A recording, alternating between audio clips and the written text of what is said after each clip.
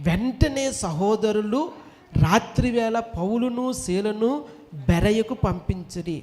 వారు వచ్చి యూదుల సమాజ మందిరములో ప్రవేశించిరి. వీరు తెస్సలోనికలో ఉన్న వారికంటే గనులయుండిరి గనుక ఆసక్తితో వాక్యమును అంగీకరించి పౌలును శీలయును చెప్పిన సంగతులు అలాగున్నవో లేవో అని ప్రతిదినము లేఖనమును పరిశోధించుచు వచ్చిరి. దేవుని నామానికి మహిమ కలుగును గాక.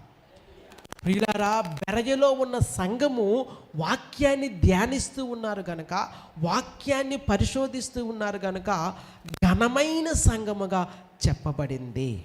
దేవుని నామానికి మహిమ కలుగును గాక. ప్రియులారా, సంఘములో వాక్యం ఉండాలి, సమృద్ధిగా ఉండాలి. దేవుని నామానికి మహిమ కలుగును గాక.